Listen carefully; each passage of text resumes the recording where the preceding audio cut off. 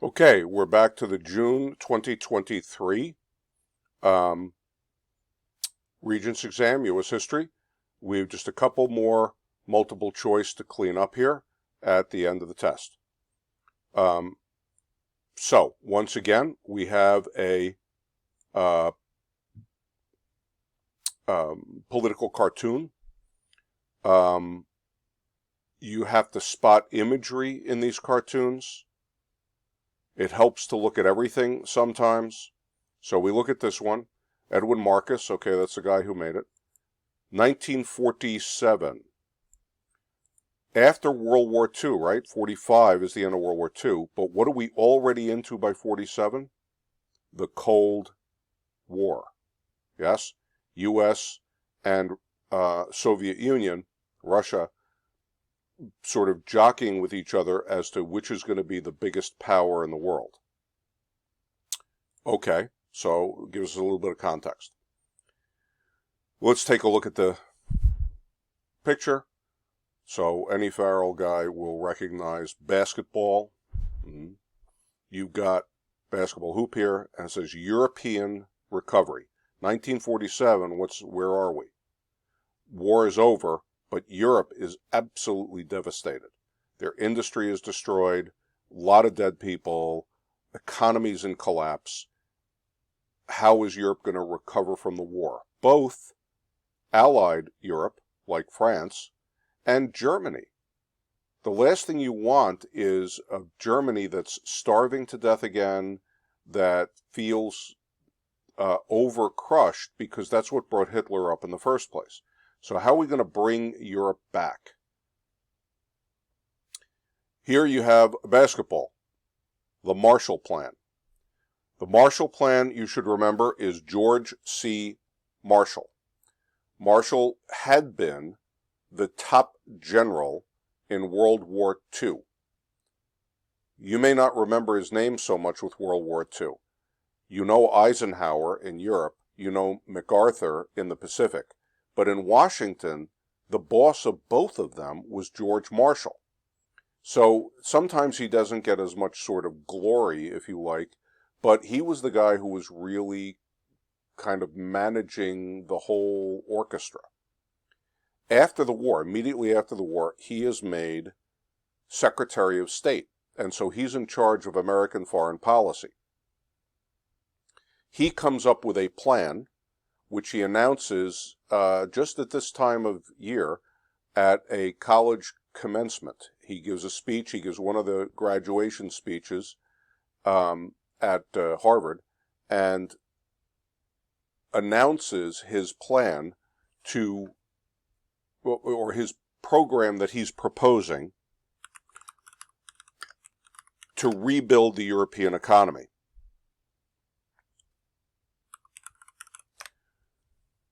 The basic idea of the Marshall Plan was to flood the zone with U.S. aid to restart European industry.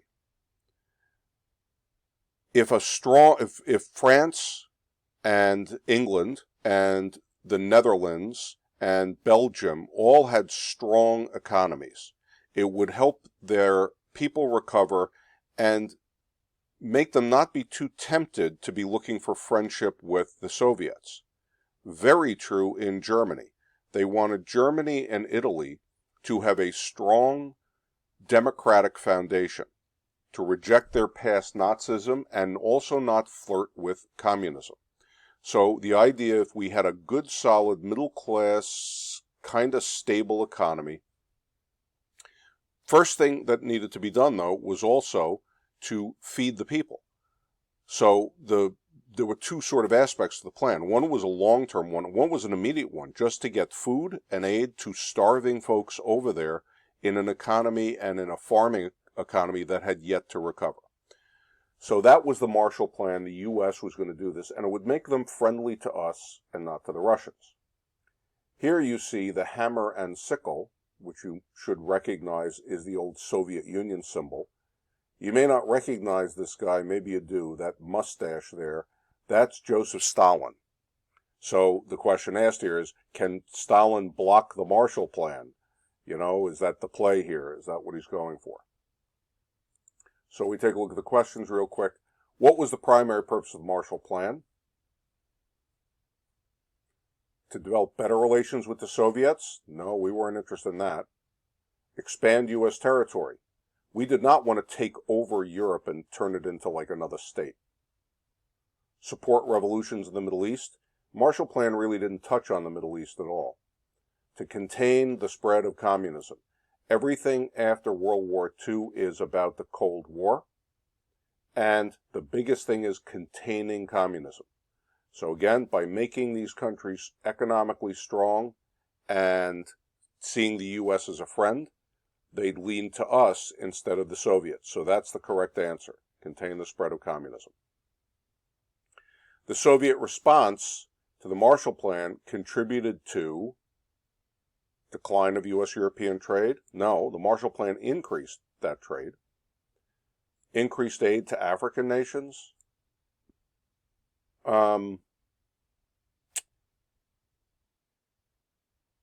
There's a whole book that could be written about that, but that's not the answer they're looking for, and it's too complicated.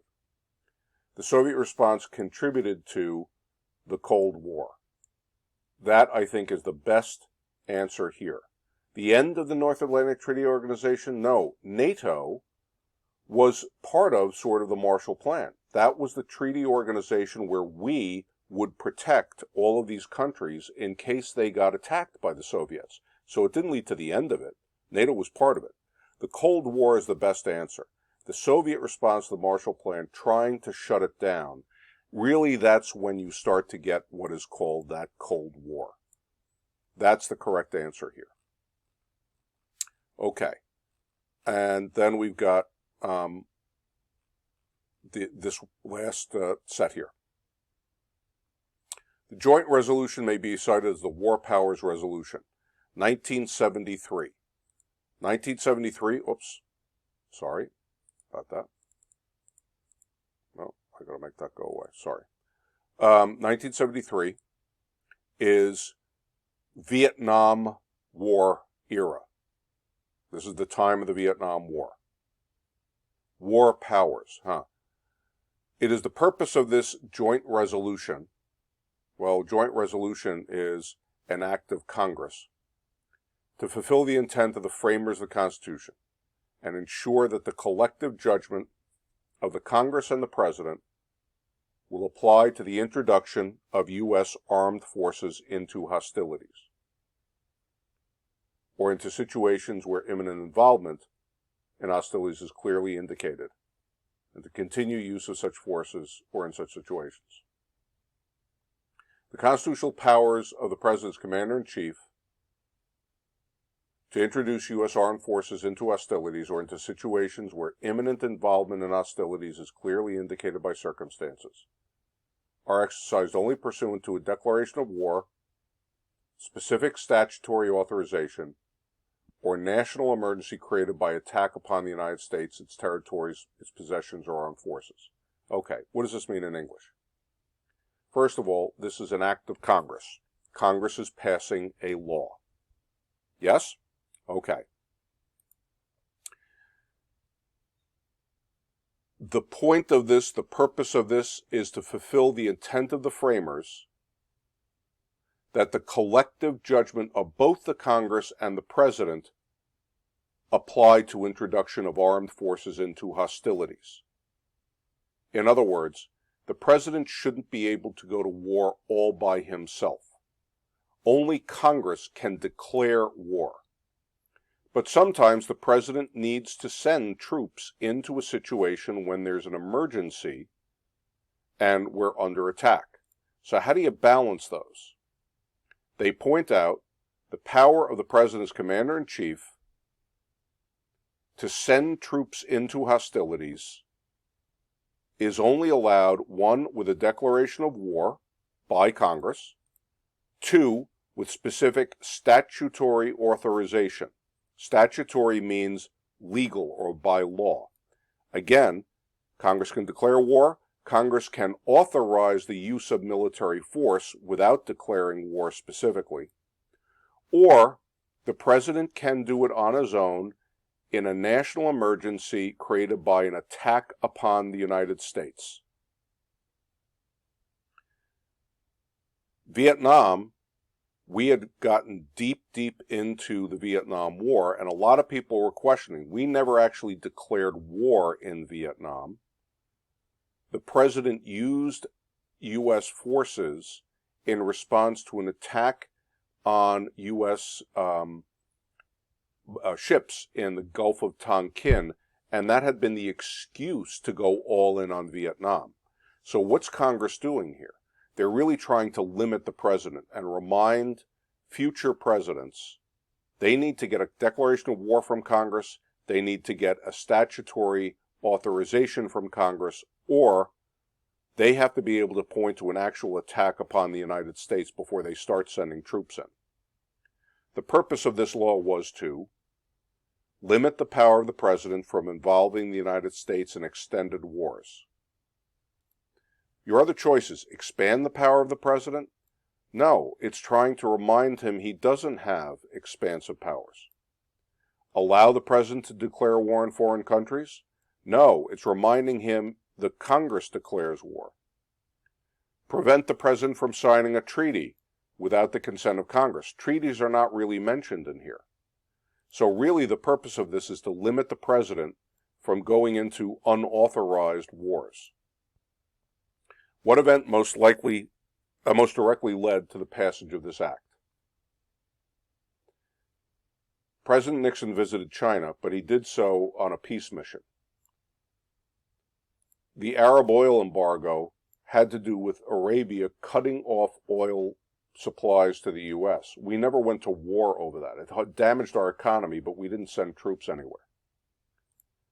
Kennedy's response to the Cuban Missile Crisis, that really, that's the distractor there. No, we never sent troops in. We threatened that we would declare war if they didn't pull the missiles out of Cuba. Involvement in the Vietnam War, as I just said, there was that slow ramp up of hostilities with Congress never really declaring war, but the president getting more deeply involved. They wanted to prevent that from happening again. So that's the correct answer. Okay, that takes you through all of the multiple choice in this exam. Oh no, I'm sorry. My mistake. There's two more. Photo, Lyndon Johnson. Sorry about that, guys. 1965. Lyndon Johnson signs the Voting Rights Act. There he is. As Martin Luther King. There he is. And other civil rights leaders look on.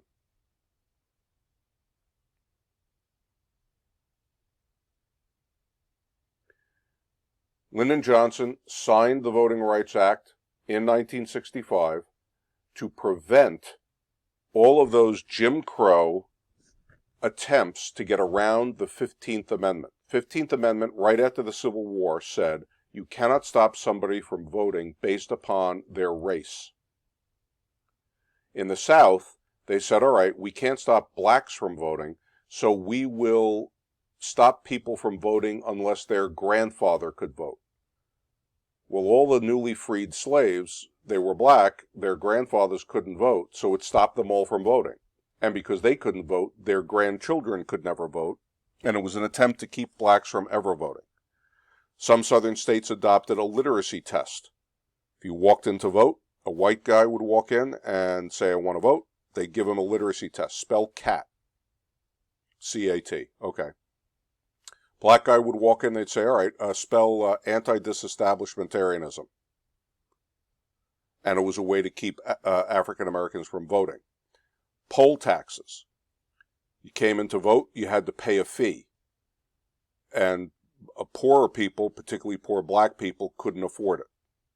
The Voting Rights Act in 1965 was the federal government stepping in and stopping all of that, saying the 15th Amendment matters.